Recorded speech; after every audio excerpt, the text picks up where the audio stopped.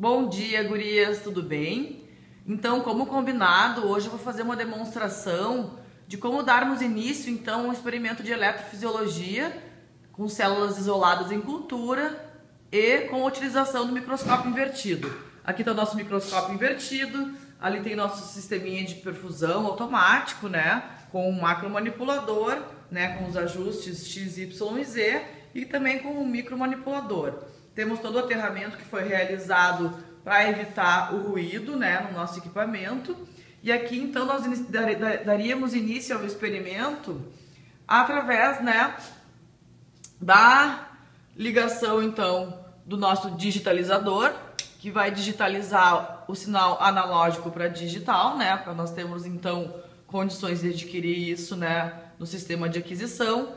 Podemos ligar também o nosso amplificador, que vai amplificar o sinal proveniente da célula, né, através do pré-amplificador. Ligamos então o nosso sisteminha de perfusão automático e também ligamos o nosso humbug, que vai então fazer o ajuste do ruído, né, vai diminuir o ruído para os nossos experimentos. Então podemos ligar a tela do computador. Então seria assim que nós daríamos início ao processo, porque é muito importante ligar o amplificador, o digitalizador, antes de abrir os arquivos do software desses equipamentos. Então agora já podemos ligar, já podemos abrir, né, o Clampex, que é o nosso sisteminha de aquisição de dados, e podemos abrir também o nosso Multiclamp 700B, que é o nosso amplificador de sinais. Uma vez então aberto esses dois programas, às vezes acontece do programa abrir no modo demonstração. Então, primeira coisa, a gente tem que configurar o nosso software de forma que ele não fique na forma demo. Ó, por algum motivo, né, o nosso programa ele tem sido aberto na forma demo. Ó. Tá ali, ó, demo digitizer. A gente não quer demo, né? A gente quer configurar de fato o nosso digitizer para funcionar. Então vai ali em Configure, Digitizer, Change, Digidata 1440, Scan e OK. Agora o nosso sisteminha de aquisição de dados já está então ativado. OK. A mesma coisa acontece para o nosso amplificador. Ó, agora o nosso Digidata já está ativado. A mesma coisa acontece para o nosso amplificador. Por algum motivo, às vezes, não é sempre, ele também abre na forma de demo, que seria demonstração. Não é o caso que está acontecendo aqui hoje. Hoje ele já abriu direto no Multiclamp, está ali o número de série, que a gente configurou lá em 2014, então está tudo certo. Mas digamos que por algum motivo o software hoje decidiu que ia ligar na forma demo. Então é aqui, ó, vai nessa chavezinha aqui. E ele tem duas opções, ó, o demo, que por algum motivo o programa abre assim, já nos deu muita dor de cabeça, que nós não sabíamos o que estava acontecendo com o programa. E era muito simples, era só vir nessa chavezinha e aplicar aqui o Multiclamp Hardware. Então tá ali o número de série, ó. O número de série não precisa nem ser ajustado porque ele já está pronto desde aquele tempo. Então Scan e OK. Então esse seria o nosso primeiro passo para iniciar os experimentos de eletrofisiologia.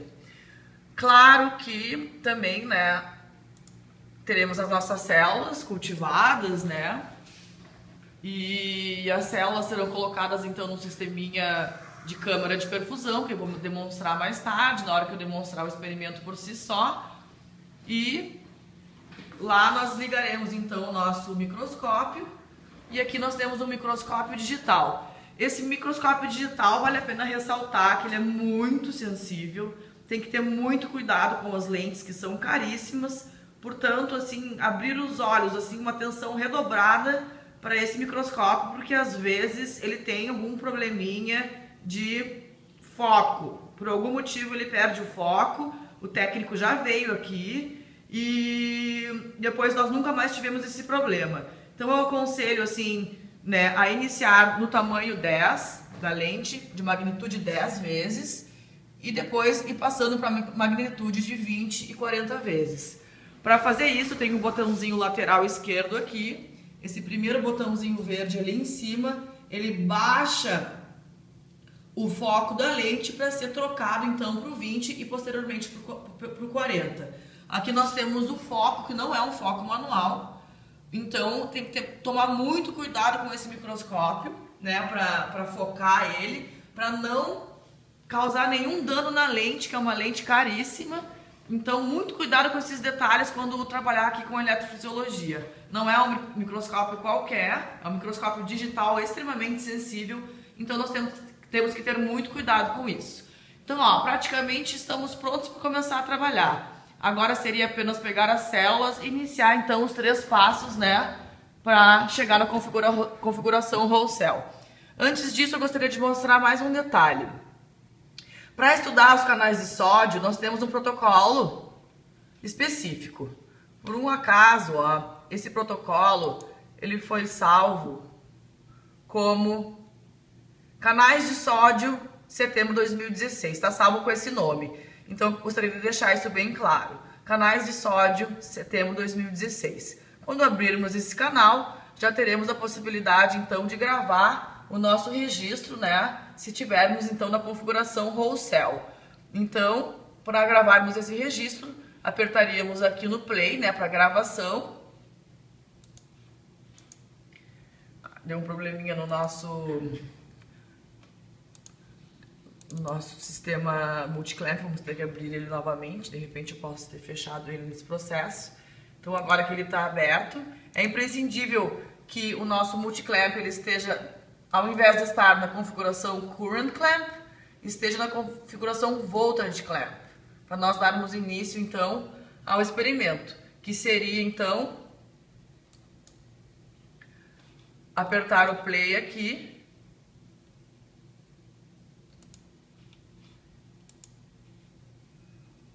Ó, quando esse programinha resolve dar problema, é impressionante, ó. Por um acaso, ó, agora voltou. Tá ali o nosso play. Quando darmos play aqui, nós vamos então ver como que está a resistência da pipeta. Mas eu não cheguei lá ainda, né? Eu estava falando da configuração para aquisição de correntes de sódio. Então, como eu estava falando, né?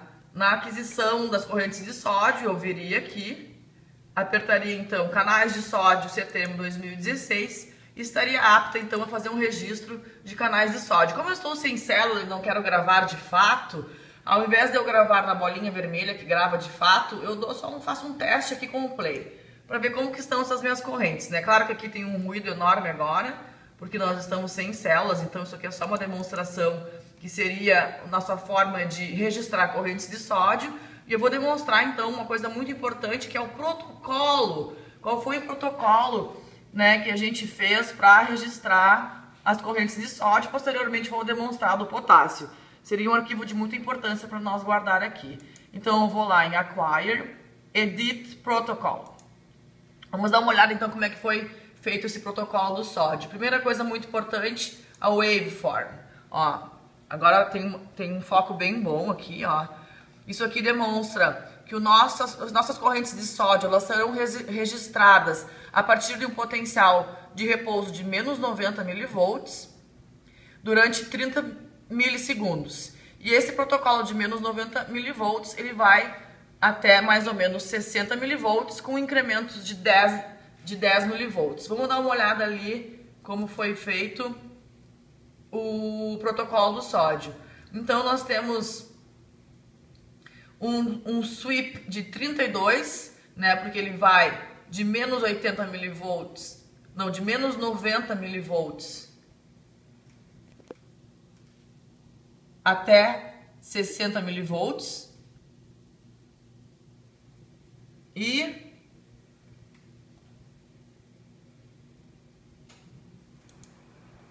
com 20.000 Hz de sinal.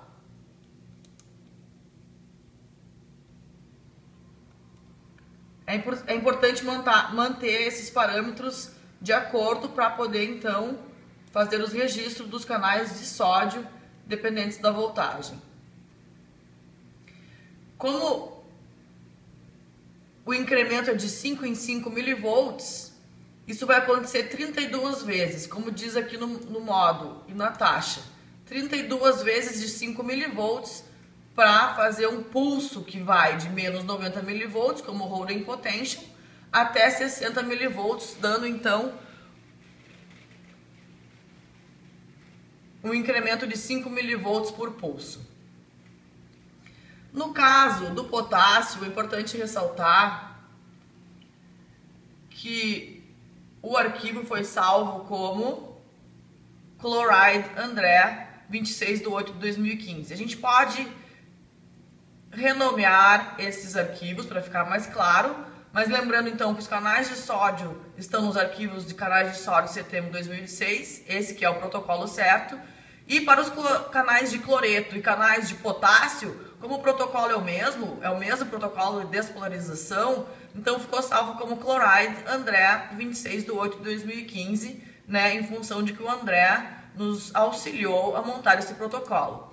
Esse protocolo, então, ele foi feito para o estudo dos canais de potássio e de cloreto.